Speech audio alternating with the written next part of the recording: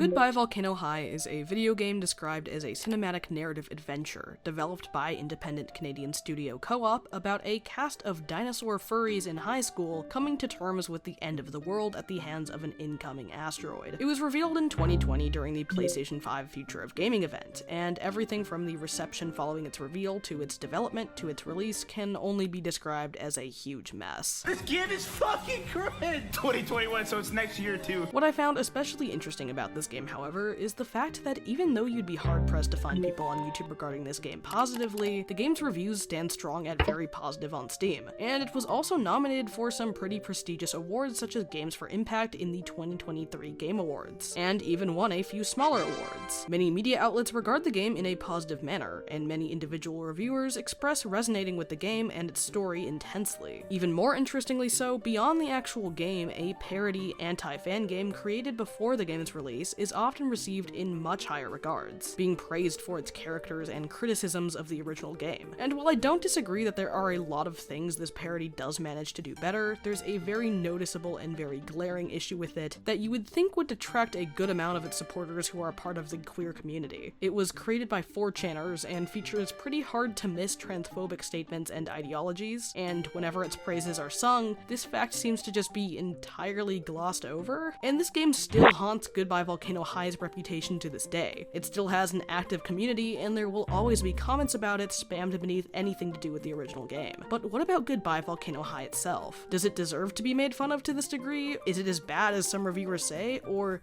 is it surprisingly good?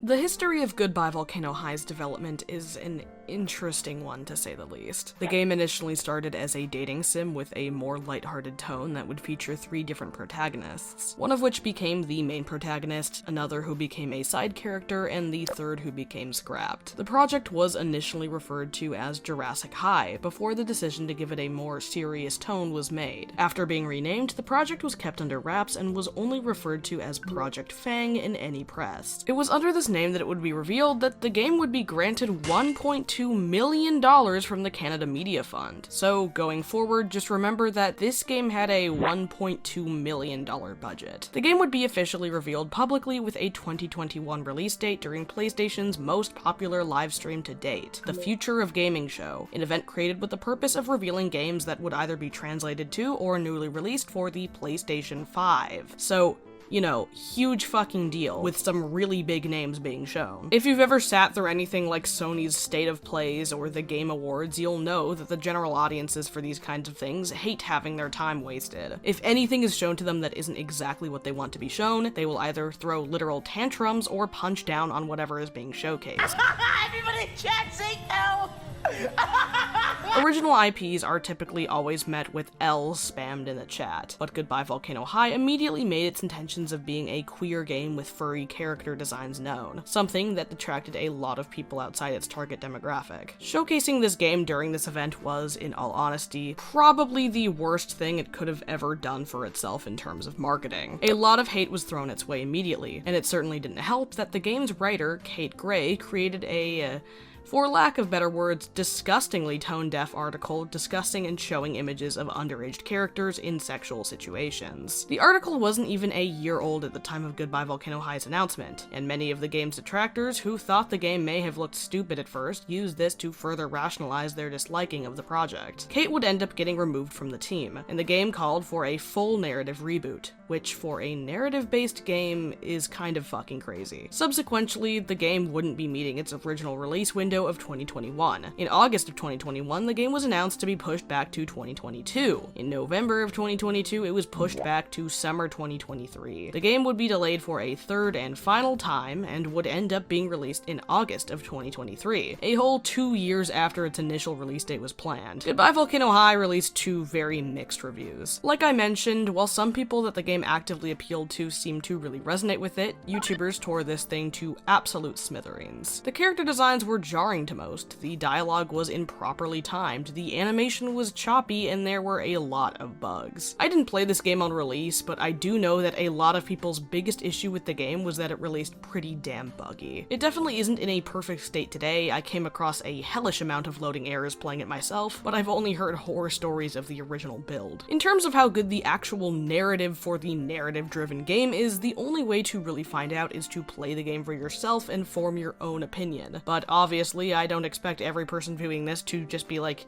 yeah, okay, and then go play a 6-hour game and come back. You're probably already very busy drawing your fucking, I don't know, has-been hotel fan art in the background, so I'll do my best to explain it. We're introduced to the world of Goodbye Volcano High through a rhythm game, a constant in the gameplay. We meet Fang, our dinosaur protagonist who has an obvious passion for music. We're later introduced to most of the main cast as well. Nasser, Fang's well-meaning golden boy brother, their best friend and bandmate Trish, who makes her love for bugs immediately known, Reed, Fang's legally distinct D&D obsessed other best friend and bandmate, Naomi, the future studious love interest, Rosa, Trish's new best friend, Sage, who, god damn it, I can't escape you, Sage, who is an aspiring chef, and Stella, the obligatory tarot card reading friend. Fang has big aspirations for their band Worm Drama, and is able to get them a spot in the Battle of the Bands, where the winner will go on to play a prestigious music festival. And this is kind of the center conflict for the rest of the game. Other things come up, obviously, but the band and Fang's passion for music are typically the central focus of most events throughout the game. You would think that the center conflict would be the incoming asteroid that's about to kill everyone, but when the characters actually learn about the news, it's presented as a morbid hypothetical. At first, the chances of the asteroid hitting are incredibly slim. Throughout the game, other sources come out and say that maybe the chances are bigger than previously thought, but it is still always presented as a what if. So Fang, having just realized that they want to pursue a career in music, is presented with a chance that the world may end soon. And I don't know about you, but I am actually really intrigued by this concept. A modern apocalyptic dinosaur story about what it would be like to live as a high school senior in Pangaea before the dinosaur-killing asteroid strikes. That, to me at least, is a really cool concept, and I can understand why the developers became attached to it enough to make it into a game. But a cool concept is nothing without proper execution, and after making it set up known, Goodbye Volcano High fails to deliver. A plot of interest makes itself known to us after the characters are first warned of the asteroid. A mysterious individual texts Fang to confess their feelings to them, assuming because of the wonky internet connection, the texts wouldn't come through. I actually did quite enjoy this romance plot. Yes, you can argue that secret admirer tropes can often come across as creepy, but no matter what choices you pick, Fang does not seem that bothered. And the moments where they are empowered by this stranger over the phone, I did find surprisingly sweet, though I may just be a hopeless romantic. When we eventually find out that this secret admirer is Naomi, Fang states that they need some time before they can figure out how to feel, and once the choice is finally presented on whether or not the player wants to romance Naomi, like every other choice in this game, it does nothing. If the two of you get together, you don't navigate the entire game together, we don't get to see the relationship realistically blossom into a point of tragedy, and we don't feel a sense of loss knowing that both of these characters are doomed to die. We feel nothing because this decision happens so late in the game, it doesn't matter. And if we choose to do so, we are only allowed one date with Naomi that lasts like 5 minutes. And this is just one of the many underdeveloped things throughout this game. For example, Trish progressively decides that she wants to go into entomology, which causes conflict in her relationship with Fang and the band. When she tells Fang that the Battle of the Bands is going to be her last show, Fang is distraught, but they're interrupted before they can have a proper conversation about it. They are then interrupted again the next morning when Trish brings Rosa to walk with them in the morning despite not telling Fang beforehand. You would think maybe this lack of ability to communicate might upset Fang to the point of regrettably lashing out at their best friend, but no. The two don't really talk until it's time for Battle of the Bands, and they seem to both just forget that Trish said this was going to be her last show until the show is actually over, and then they get into an argument about Trish not wanting to play at Caldera Fest. Did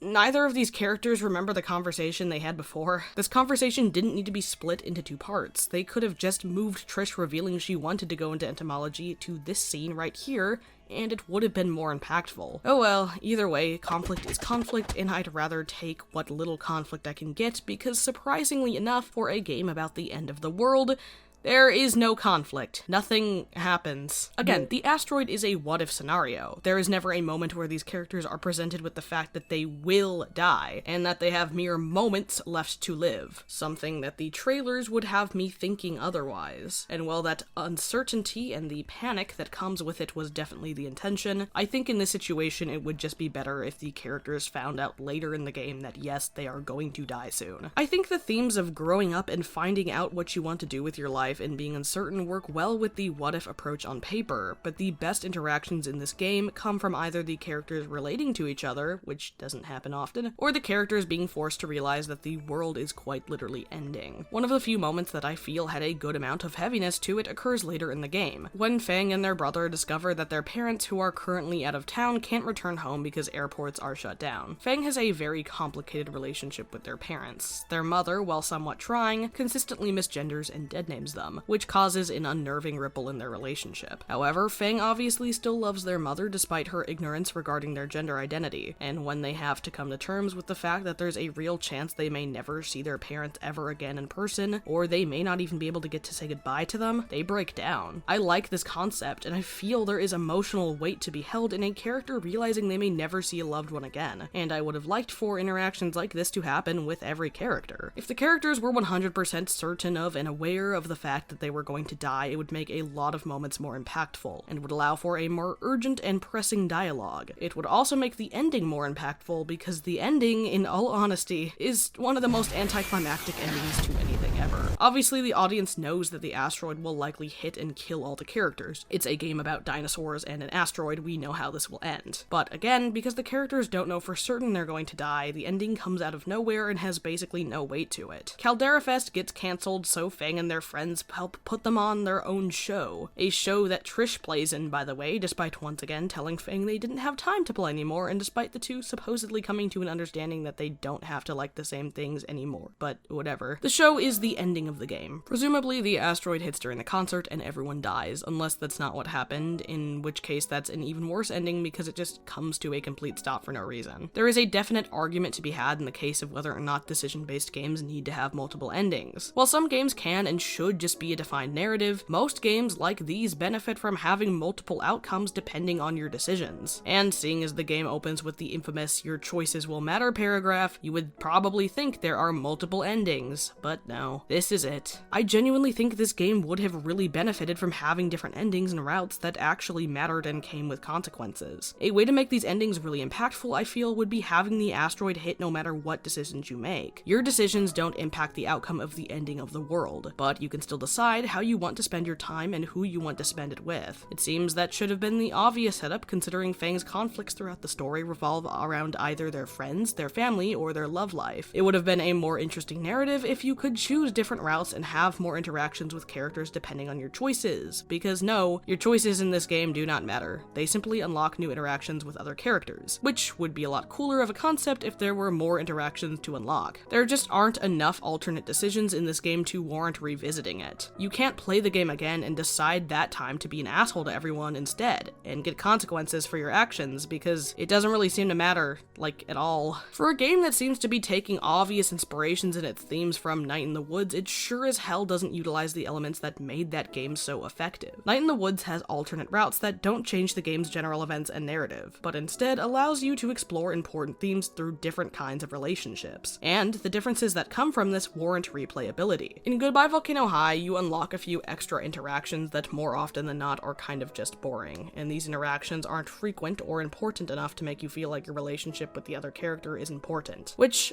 leads me to my biggest issue with this game. These characters are incredibly flat. Most of them have one or two things going on for them, and most of them do not feel as if they relate to Fang in any meaningful sense. There is not a lot of chemistry between Fang and anyone in this game, and the occasional moments of chemistry that do occur are typically optional. For example, the best scene in this entire game, to me at least, is a conversation that Fang has with Sage. These two characters do not interact in any meaningful way until you reach this interaction, which stems from an optional choice in a conversation prior. Sage and Fang talk about their gender identity identities and what it means to be underneath the transgender umbrella. Sage is a trans man who dresses in a way that isn't traditionally masculine, and therefore he often feels like he and his identity aren't being taken seriously. Fang is able to relate to this, as non-binary people are often still viewed as one gender or the other by the majority of society. Because Fang chooses to dress more feminine on top of being AFAB, they are often perceived as a woman, and while they could just dress strictly masculine, it wouldn't be who they are inside. And they say something that actually managed to resonate with me quite a bit. We don't owe them normal? And this is true. You can tell that queer representation meant a lot to those on the team because this is a good example of representation in my eyes. A lot of trans characters don't typically get to explore what being feminine or masculine really means to them, and a lot of non-binary characters aren't typically depicted as anything other than androgynous. It's a really nice interaction because these characters are able to relate to each other, relate to the audience, because even if you aren't transgender, the concept of femininity and masculinity impacts a lot of people, and of course relate to the creators. Their identities and pride are able to actually shine throughout this interaction. There's another similar interaction with another transgender character, Rosa, an interaction that is also optional. Fang and Rosa talk about what being transgender means when it comes to your family and your culture, and how sometimes it feels like you have to choose one or the other. Again, this is more interesting to me than other interactions because the characters are actively relating to each other, and it makes me really wish all the interactions had this kind of weight to them, because I believe that this game's narrative is more than salvageable. Though, all of the narrative decisions that I didn't particularly enjoy all that much or understand pale in comparison to the painfully boring D&D, or LNL, segments in this game that absolutely just exist to stretch out the runtime and maybe to earn affinity points with certain characters. Holy shit. I love it when games have extra minigames or side quests that you can tap in and out of. Again, I'll bring up Night in the Woods. That game has an amazing game within a game that you can choose to play on the protagonist's laptop. It's fun, it's engaging in its gameplay when the rest of the game focuses on storytelling rather than gameplay, and most importantly, it's optional. You don't have to do this if you don't want to. The LNL segments are not optional, they are not engaging, and the only gameplay involved is rolling a die or choosing where to go. They're also not voice acted apart from Reed's narration, so if you hate reading things as much as I do, good luck. These segments actively take away from the main storyline and will even just straight up interrupt ongoing conflicts and then give you nothing of substance. The campaign ends with everyone dying, and it's supposed to be emotional and reflect Reed's current mental state with the world at risk of ending, but it falls flat on its face and doesn't really make me feel anything when I didn't have fun leading up to it. These segments really needed to be optional, or even just maybe not in the game at all. We could have still explored Reed's mentality through his passion for tabletop gaming just as well without it. He could have just told Fang about how the campaign went or something. I don't know, figure it out. I don't like these sections. So the narrative is kind of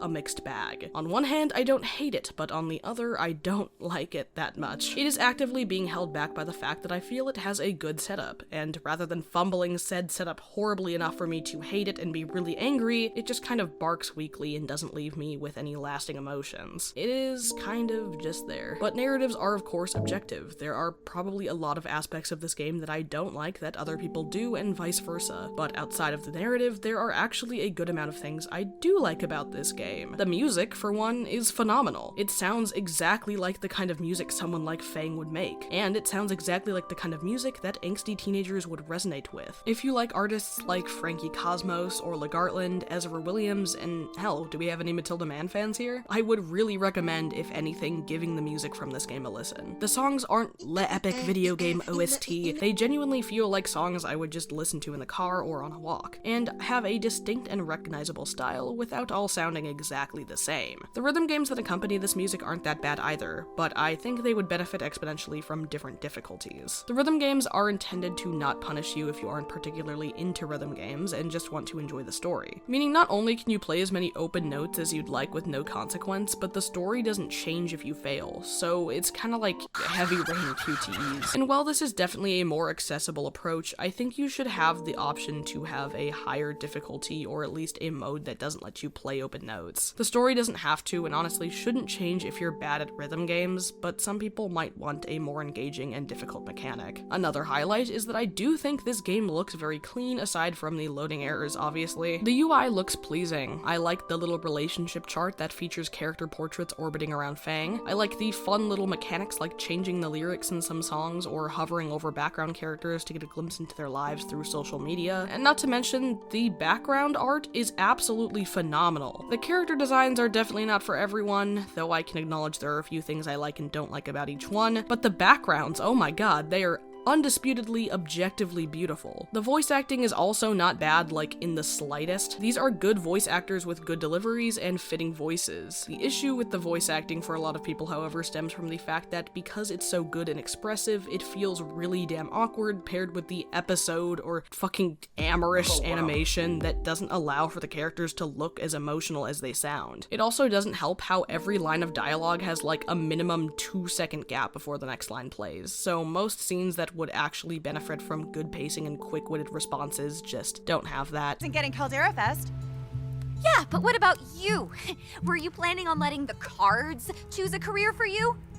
Naomi, are you actually talking about a career right now? Gender fluid, pansexual, Pacific Islander, Scandinavian. So, as a whole, I'm going to have to say I honestly did not really enjoy this game. I think that if you are a younger queer person who also is probably definitely a furry, you may really enjoy this game, and I would recommend you check it out or at least watch a playthrough of it. I don't think it's beyond enjoyment, because I know many people who do like it, many of which who accept that it is not perfect by any means. It does what it needs to do to be classified as a game, and it does what it needs to do to connect with people who aren't super nitpicky. I know a lot of the things quote-unquote wrong with this game come from the team just being indie, and for that I am of course willing to give them the benefit of the doubt. But again, $1.2 million is, that's a lot of money to make a game. I now have first-hand experience with how much money it does take to make a game, and I know that while many budgets may seem really huge and therefore the game needs to be perfect, there is typically never enough money to be had in this field. But I also think that if the money included marketing, the devs were probably being kind of a little bit irresponsible with how they marketed this game. This did not reach the people that it needed to reach. It reached the general PlayStation enjoyer audience, which isn't the audience that you typically want to be reaching for these kinds of things, if I'm being honest. That being said though, I'm glad I didn't like it, because everything else that I say in this video isn't going to come from a place of me being a salty Goodbye Volcano High fan. This game's worst crime is that it is just a game that I did not really enjoy that much. That being said, making a bad thing does not mean you deserve harassment in any way, shape, or form. And it also does not mean that your queer identity and your queer characters deserve to be mocked simply for being queer. But you know how the internet is. Almost always things will get into the hands of the wrong people, and those wrong people will make it their life's mission to bully you. In the case of Goodbye Volcano High, this game fell into the claws of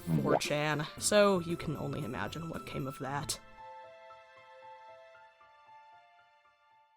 So, let's circle back to the early days of Goodbye Volcano High, right after the game's big reveal on the Future of Gaming event. Though many people were mocking it, most people moved on after the initial reveal and didn't care to think of it again. 4chaners, however, latched on, posting memes, some stupider and lower effort than others just straight up weird furry porn, and many more along the lines of this. This 4chan project would become the culmination of many things. Mockery, gooners, memery, bigotry. The complete concept originated as a collaborative green tech story about marrying Fang, and through a bunch of anonymous individuals and the creation of a bunch of memes, Snoot Game, the anti-Goodbye Volcano High fan game, would begin development. There's a lot of individual details about Snoot Game's development that I can get into, but I'd rather just discuss the game as it is than navigate the history of its development. Trust me, if you care that much about dates and specifics of how this thing came into existence, there are videos out there about that. This video is talking about something else. Snoot Game, created by Cavemanon, released in June of 2021, 2 years before Goodbye Volcano High, and the game is undoubtedly a product of mockery. You play as Anon, a deeply flawed and selfish individual who over the course of the game's playtime has to discover that he is not the only person in the world,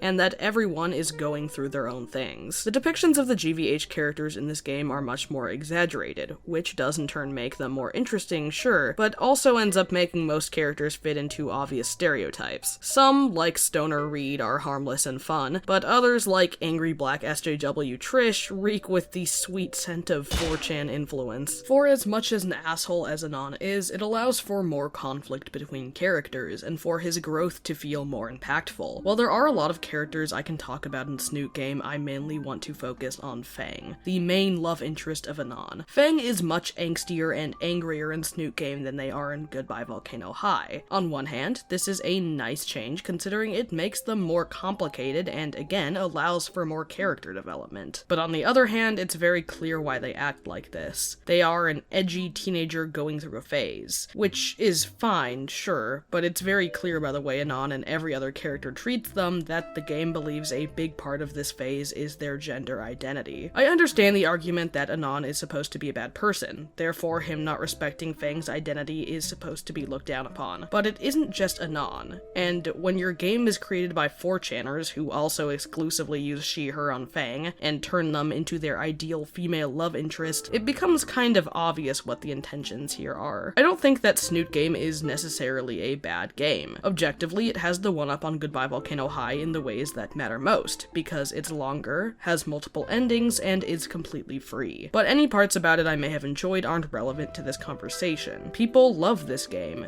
People praise this game, but for some reason, people, when praising this game, do not acknowledge the way that the creators, and the fans treat Fang and real-life transgender people. They do not acknowledge the fact that even if the game is good, and especially if the game is better than GVH, it is supported primarily by people who like it for the wrong reasons. Snoot Game tells a story of growth and change, and its endings represent that. Fang can either shoot up the school, stay miserable, or they can go back to identifying as Lucy and using she/her pronouns in the good endings. No, I think there are definitely stories to be told in characters that detransition. Detransitioning happens in real life for a multitude of factors, and having a character experience such a thing would be a unique story. However, Fang is not Cavemanon's character. They are a queer character belonging to the gayest group of people imaginable. Canadians. Therefore, they likely represent real experiences and real queer people's feelings. To take a character, one who has an entire scene talking about how they don't owe others a normal gender identity, and how them being more feminine doesn't equate to them being a girl. I know that the game wasn't out yet at this time, but it's just like, you know, the irony. And then constantly refer to them as a girl, make fun of the fact that they look feminine, and then have them detransition in the good endings and present them as Anon's waifu is very obviously not in good taste. But I never even knew that they detransitioned or that no one took their gender seriously in this game, because all of the videos talking about it either don't bring it up or completely gloss over it, only mentioning how it is better than Goodbye Volcano High. Like it being better gives it an excuse to be mean-spirited in this way. I'm sure there are many chill and normal fans of Snoot Game who aren't ill-intended with these things, but it says a lot about your game and its target audience when their reaction to Rosa being trans is to mourn the loss of their high school dinosaur waifu. How do you even type this shit out and not feel an ounce of embarrassment? On February 28th, 2024, the team behind Snoot Game, Cavemanon, would be hit with a document detailing alleged mistreatment from a former developer known as Caliber, as well as allegations of failures to compensate financially, anti-LGBT ideologies from the dev team, and just general unpleasantness. Cavemanon, more specifically a team member known as Michael. Hey, where are you from, bro?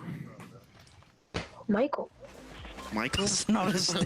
He's not his name. Respond with just as much professionalism and sincerity as to be expected. In this response, any detractors are either misgendered and doxed or referred to as fat fur lol cows. The topic of Fang's character in Snoot Game being transphobic is responded to with the following. What I, Michael, find most funny about that is that there are people who then demand that Fang be happy with non-binaryism because it fits their worldview. They cannot handle a reality where someone is just genuinely happier in focusing on who they are as a person rather than who they are as a label. They need Fang to be a part of their in-group, and she cannot walk away from it because she wants to, even if she has sincere convictions. These people are just as agency-denying as Trish. Snoot Game did not speak of the anti-natal nature of homosexuality, transsexuality, MGTOW, inceldom, or any other similar group that wishes to separate the sexes. Hence why the Snoot Game format can be applied to just about any other agency-denying system. We're not against talking about such a subject in a game later down the line. However, it's just that the gender label identity was one of the areas where we saw this pattern of agency denying arise, and wished to talk about it there. The issue with this statement is that people who are uncomfortable with Fang's detransition in this game aren't uncomfortable because they have an obsessive need for a character to be non-binary. They're uncomfortable because this character does not belong to Cavemanon, and is inherently an ill-intended parody. Cavemanon's ideologies are not hard to pinpoint, seeing as one of the accusations against them was a claim that they were sabotaging a gay smut mod for Snoot Game known as the Read Route. In the response, Michael describes the mod as bad art that Cavemanon's core developers do not stand by for its effects on society, and then asks, what good is a gay fat material mod except for enabling society's eunuch class to jerk off more? Chill out, man.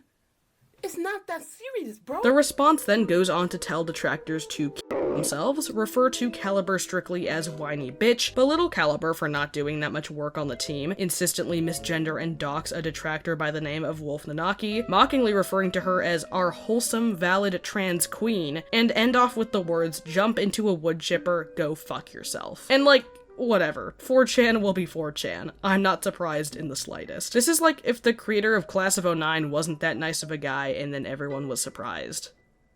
Wait. My biggest issue with Snoot Game isn't what it is and the actions of its creators, surprisingly enough. It's the fact that for some reason it completely left its target audience and is primarily known by general audiences as the 4chan fan game that's better than the game it's parodying. Never in these YouTube videos is it gone over that the game may encourage certain ideologies, and never in these YouTube videos is it mentioned how fucking annoying and miserable the creators are. Even if you argue that Snoot Game is a masterpiece that isn't promoting anything hateful in the slightest, you can't ignore the fact that its creators are insistently hateful. If the game isn't transphobic, it still doesn't matter, because the developers' treatment of real transgender people is worse than what the game could be implying. I think we should just let these people exist in their own bubble and continue to fight amongst themselves. Cavemanon clearly doesn't want to be a professional Curtis independent business, and that clearly isn't what they are. So trying to poke the bear and deplatform them is kind of useless. I specifically want other queer people and surface level supporters of Snoot Game to look in between the lines a little bit more. I can't speak on any of Cavemanon's other games because I can't be bothered to fucking play any of them, though I doubt the quality of any high school furry dating sim will make me dislike the way they treat people any less. All in all, it's an interesting dilemma to wonder whether or not Snoot Game's very existence counts as harassment towards Goodbye Volcano High, because, as I did mention before, the developers of Goodbye Volcano High received a lot of genuine hateful backlash for reasons unrelated to the perceived quality of this game. But I also don't think that Snoot Game itself classifies as harassment. It is objectively satire, even if it isn't particularly smart to everyone and is composed primarily of punch-down techniques. Its existence is still not harassment. The harassment was subsequent. Co-op gave a statement about the situation in a Kotaku article, stating, when Goodbye Volcano High was announced, it reached a lot of people, many of whom decided to create their own fanworks in response to it. Some of these creative responses were made to mock us and attack us and our work. As a result, the team at Co-op experienced a significant amount of direct transphobic and homophobic harassment that persists to this day. We are not interested in attacking fan work. However, we want to make it clear that those works and the subsequent response to them has taken a toll on the individual people, many of whom are queer and trans, who are working hard on Goodbye Volcano High. Snoot Game led to GVH forever being cast aside in its shadow, and aside from various Discord raids and spam comments that the public can see, there was likely even more private harassment and spamming happening all around. This, for any reason, isn't acceptable behavior, and more importantly, is not deserved. Hot take, I know. Goodbye Volcano High is not a game for everyone. It is not even a game for me, but everything has its fans, no matter how niche or hard to understand those things may be to you. And if a thing's worst crime is not being good to most, or having a problematic writer who was fired, it doesn't deserve genuine harassment to the point where it could have gotten a crossover with Night in the Woods if it weren't for the hate. Come on, seriously? Even if it sucked, more Night in the Woods content is still more Night in the Woods content. God damn it. If you like this game, you should keep liking it. If this game looks interesting to you, you should check it out. If Snoot Game looks interesting to you, you should also check it out. Form your own opinions. Don't try and fight 4chaners because they don't like the gay dinosaur game. Just like the gay dinosaur game even more. The fandom for Goodbye Volcano High is incredibly small. Like, elite ball knowledge. But so many dedicated fans are amazingly talented and pour so much love into fan projects and art to show their appreciation for this game. This is a better thing to be focusing on, not taking down a brick wall. And to the Snoot Game enjoyers, I have no quarrel with you. I completely understand separating content from its creators and origins or interpreting art in a different way. Hell,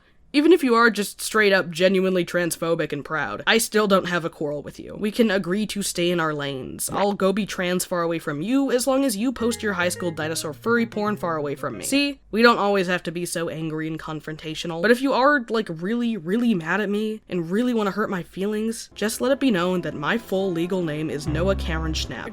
I was gonna end the video with like a little joke, but my editor said that I was being too mean to Noah Schnapp from Stranger Things in my joke. So instead of doing the joke, I'm just gonna say goodbye. Bye guys, thanks for watching. Sorry the video didn't end in a natural way. My editor really didn't want me to make that joke about Noah Schnapp.